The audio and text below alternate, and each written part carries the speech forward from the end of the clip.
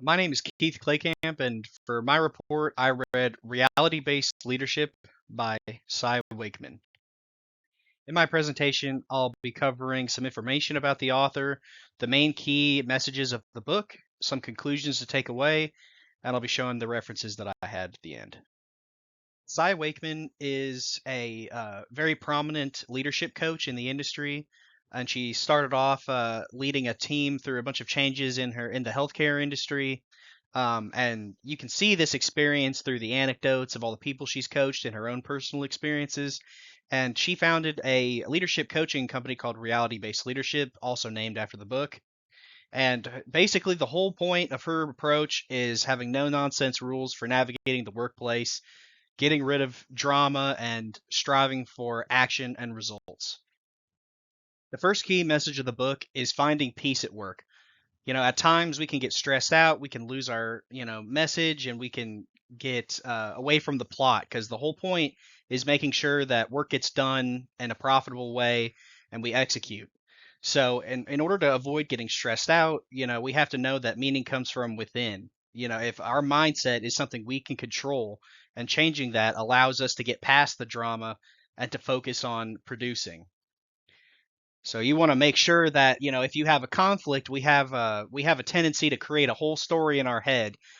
Something happens, you have a fact that somebody does something, but you come up with the whole reason, you come up with their motives. Maybe this person was mean, they did it to spite you, or they don't know what they're doing, they're just an idiot or incompetent. But if you focus on the facts, give people the benefit of the doubt, you can keep yourself in a positive headspace that avoids the stress of getting into those doom spirals. And drama at work is expensive. It wastes our time, keeps us dwelling on the past and fearing for the future when we could be focusing on solving the problems at hand.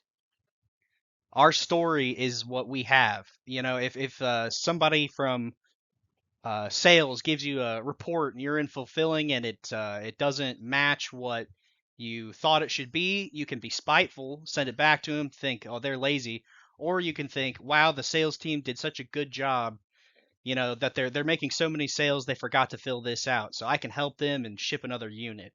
So our story, is something we can control to help us stay positive and in a more conducive environment for producing. The next key takeaway is restoring sanity to the workplace. There's a trap that leaders can get into where they try to manage and don't focus on leading. Because managing is your actual job. It's giving out tasks and dealing with issues that pop up. But leadership is guiding employees to change their way of thinking and helping them solve their problems themselves.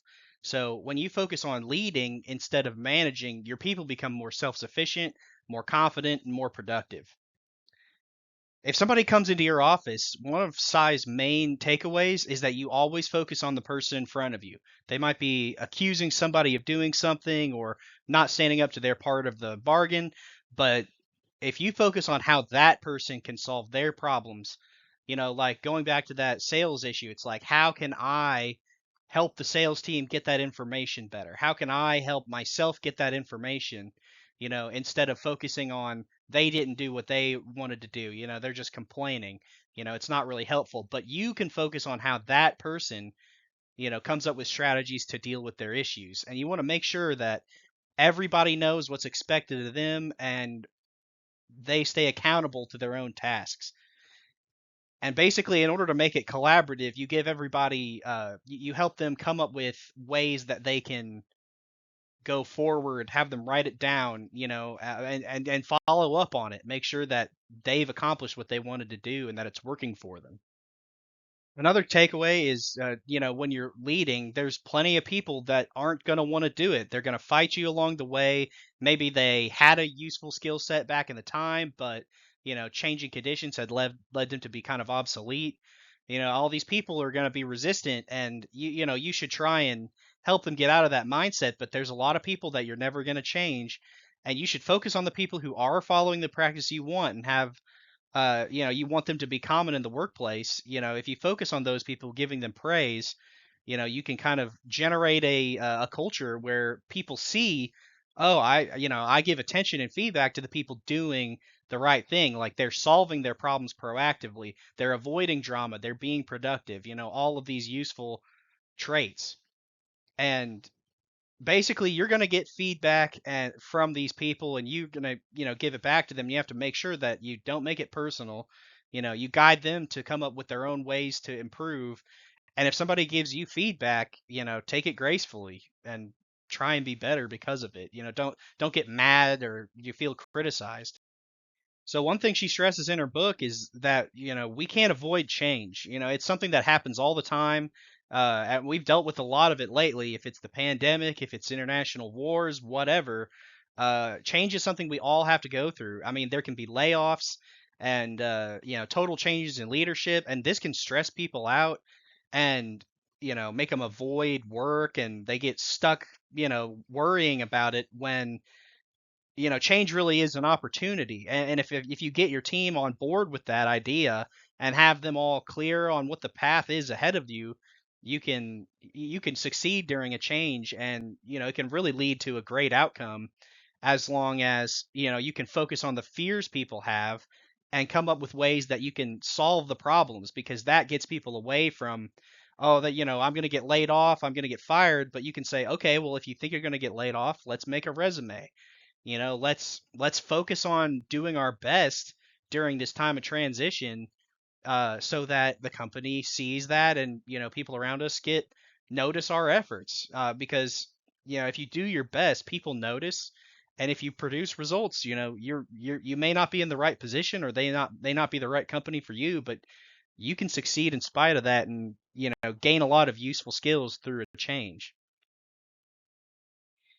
So the key that she writes in getting results is rethinking limiting beliefs. There's a lot of limiting beliefs we might have that keep us from uh, producing in these situations. Like everybody thinks that there's no stupid question is a good thing to have, is a good policy. But I mean, a good leader doesn't really need everyone's opinion all the time. I mean, like when you're given a job to do, when somebody from above gives you a rule, or a ruling, and says make this happen, it's your job to figure out the how, and let employees do the work. I mean, and you can get feedback later, like how did it go? How can we improve, or what can we learn from this?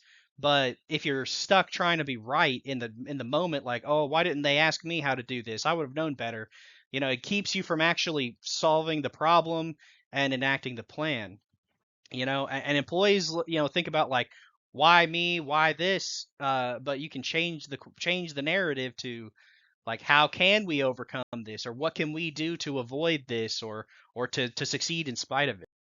So conflict is inevitable in the workplace, and a lot of people think it comes down to personality conflicts.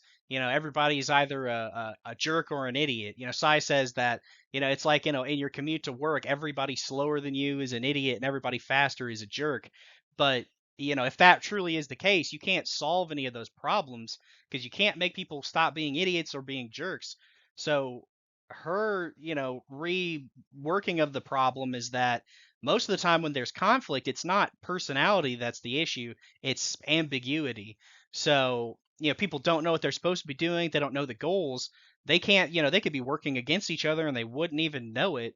So, you want to make sure that you're constantly giving feedback and getting your team together on what the plan is, what's expected of them, and what's expected of like that they know what to expect of the mission of whatever job you're doing. And you also have to make sure that as a leader you're delegating. You can't be just doing all the work yourself, because that deprives your team an opportunity to learn. You should be helping them gain the skills to do it and empowering them. So some no nonsense conclusions that we can all get on board with is that we need to focus on the facts. What's in front of us, what's actually happening, and what can we do about it. Drama's expensive, it wastes our time. How can we proactively avoid drama and deal with it when it comes up? We want to make sure that we're focusing on the action mindset, changing the way we think about things, redirect and reframe so that people can think about it from other perspectives. We want to make sure that we have good habits and mindset in ourselves so we can be a good example to our team. We want to show others how to change their mindset after we've developed it ourselves. And in order to get results, you have to stay focused on action. You can't get bogged down dealing with things you can't control. You want to make sure that you are acting. Here's my references. Thank you for listening.